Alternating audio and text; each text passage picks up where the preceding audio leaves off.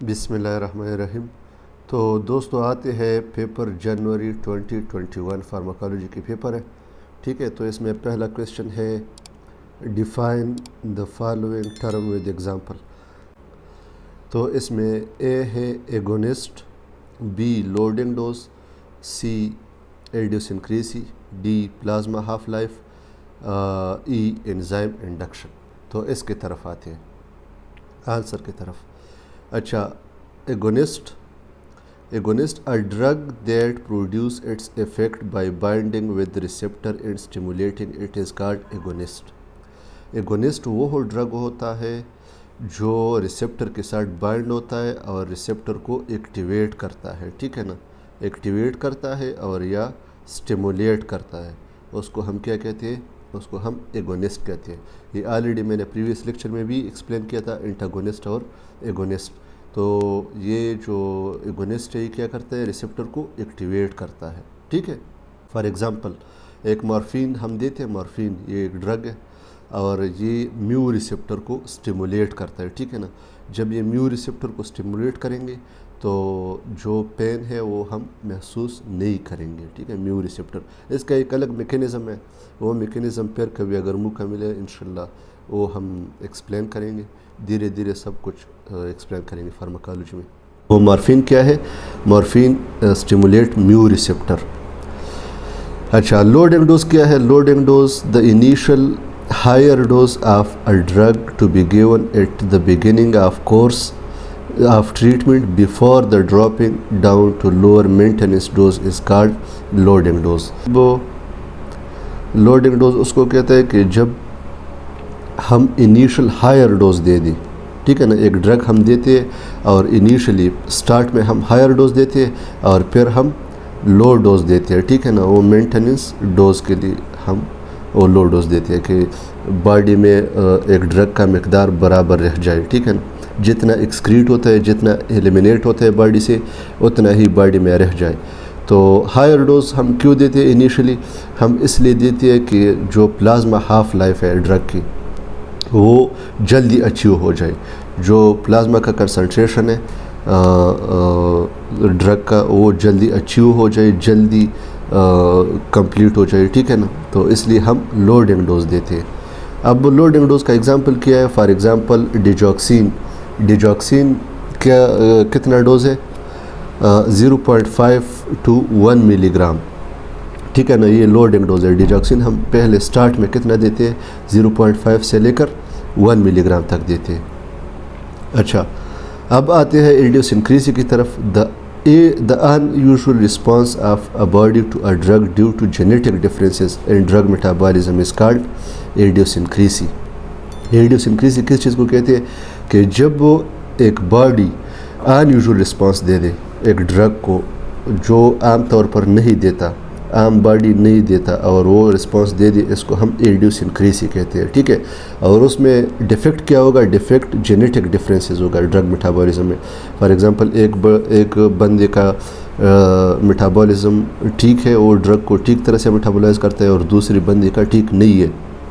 Jeans की वजह से उसके जीन्स में चेंजेस होते हैं, इसलिए ड्रग को मेटाबॉलाइज नहीं करता, ब्रेकडाउन नहीं करता ड्रग का।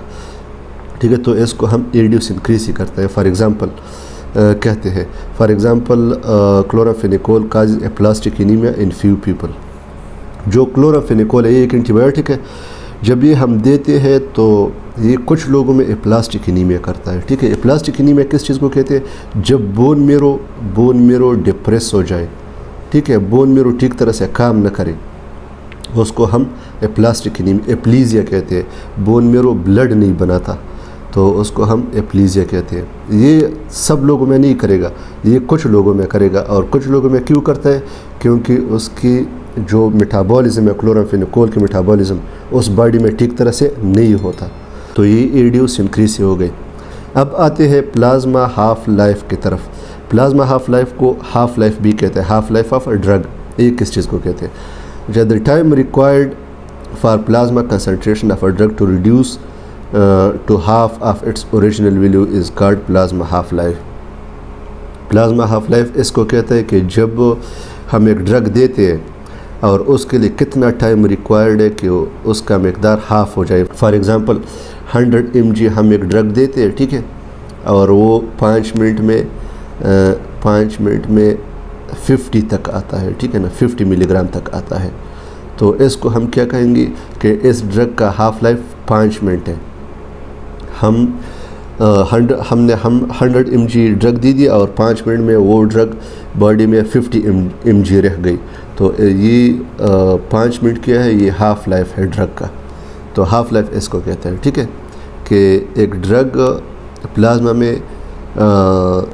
में कितना रह जाता है, ठीक है ना, जो ओरिजिनल वैल्यू है उसकी हाफ़ रह जाता है। अच्छा, जिस तरह हमने 100 mg दे दिया और वो 50 mg रह गया 5 मिनट के बाद या 10 मिनट की या आधा घंटे के बाद या घंटे के बाद, ठीक है ना। अच्छा, अब एग्ज़ाम्पल के half life of alprazolam is 12 to 15 hour. तो जो अल्प्राज़ोलाम है, ठीक है ना, अल्प्राज़ोलाम इसका हाफ़ लाइफ कितना है, 12 से लेकर 15 घंटे तक। अगर हमने 5 मिलीग्राम या 2.5 मिलीग्राम, ठीक है ना, या 0.25 मिलीग्राम ये ड्रग हमने दे दिया बॉडी को, तो 12 से 15 घंटों में ही आधा रह जाएगा, ठीक है। तो ये हाफ़ लाइफ हो गया। अब एंजाइम इंडक्शन की तरफ आते हैं। What is enzyme induction? The increase in the synthesis of catalytically active enzyme following the exposure to the drug agent is called enzyme induction. जब हम एक ड्रग देते हैं और वो लेवर में एंजाइम को इंक्रीज़ करता है, ठीक है, या एंजाइम को इंक्रीज़ करता है नंबर को, और या क्या करता है, या एंजाइम के काम को इंक्रीज़ करता है। एंजाइम जो काम करता है, फंक्शन करता है, उसको इंक्रीज़ करता है। तो इसको हम एंजाइम इंडक्शन कहते हैं, ठीक है ना। एंजाइम इंडक्शन वो प्रोसेस है जब हम एक ड्रग देते हैं और वो जो एंजाइम उस ड्रग को मेटाबोलाइज करती है, उसके उन एंजाइम की मकदार ज़्यादा करती है और या उसकी फंक्शन को ज़्यादा करती है। तो इसको हम एंजाइम इंडक्शन, और उस ड्रग को हम एंजाइम इंड्यूसर कहते हैं, ठीक है ना। अच्छा, for example phenytoin cause enzyme induction. जो फेनेटाइन ये एंटी एपिलेप्टिक ड्रग है, तो ये क्या करता है, ये एंजाइम इंडक्शन करते हैं। ये एंजाइम के नंबर को या एंजाइम के जो फंक्शन है उसको ज़्यादा करेंगे, ठीक है। तो इसको एंजाइम इंडक्शन कहते हैं। अच्छा, तो आते हैं क्वेश्चन नंबर 2 की तरफ।